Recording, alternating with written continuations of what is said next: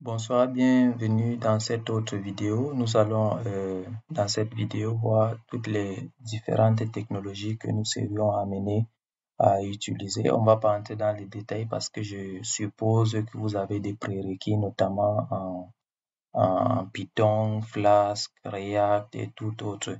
Donc, on va juste essayer de se mettre d'accord ou bien de trouver, d'être sur la même longueur d'onde afin de parfaire notre objectif qui est de réaliser cette application. Mais avant cela, on va voir quelques deux ou trois trucs que j'ai oublié d'expliquer sur l'application.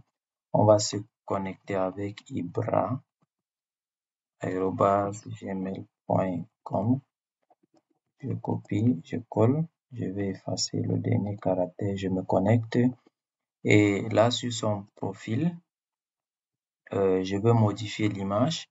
Justement ici, je n'ai pas expliqué. Si vous prenez par exemple un PDF, vous voyez extension ou taille de fichier non autorisée. Donc on va également dans le cadre de ce projet gérer les types de fichiers à uploader pour le profil utilisateur. Si on prend par exemple cette image, comme tout à l'heure, là, l'image est acceptée. Autre chose, je suis connecté en tant que Ibra ici. Je vais essayer de modifier mon mot de passe. Supposons que je mette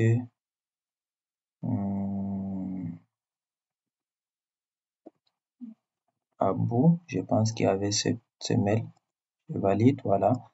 Ce compte n'existe pas. Veuillez vous inscrire. Je sais pas. Je vais essayer de voir la base de données. J'ai logé mes formations dans data. Non pas ici, projet, parce que instance, voilà la BD. Je vais ouvrir DB Browser. La base de données est une base de données SQLite, donc j'ai voulu faire quelque chose de simple. En fait, on va présenter SQL Alchemy et voir comment configurer la BD. Donc ici, on a deux tables to-do. Je vais parcourir les données. On a les to-do et on a les users. Ici, c'est Ibra. OK. Ibrahim, Ibra. Donc, je vais essayer de mettre Aboubakar, @. Donc là, je suis connecté en tant que Ibra. Donc là, je vais mettre l'autre utilisateur. Regardez bien en base de données, on a Aboubakar qui est l'autre utilisateur. Donc, je vais copier. Je fais un copier. Et là, je reviens ici. Je fais un coller. Je vais envoyer. Et là, on dit, vous ne pouvez pas modifier ce profil. C'est bien logique. Pourquoi? Parce qu'on est connecté ici en tant que Ibra. Donc, il ne faut pas qu'un autre utilisateur puisse, à travers son compte, modifier le compte d'un autre utilisateur. Ça, c'est aussi des éléments que nous serons amenés à gérer. C'est vrai que je ne peux pas détailler de la façon la plus exhaustive possible toutes les fonctionnalités, mais j'essaie un peu de me rappeler et de vous montrer qu'on a beaucoup de travail à faire. Donc, autre chose, si on modifie son mot de passe, envoyer, je peux par exemple ici, ça se passe généralement lorsqu'on est déconnecté. Donc, je me déconnecte, mot de passe oublié.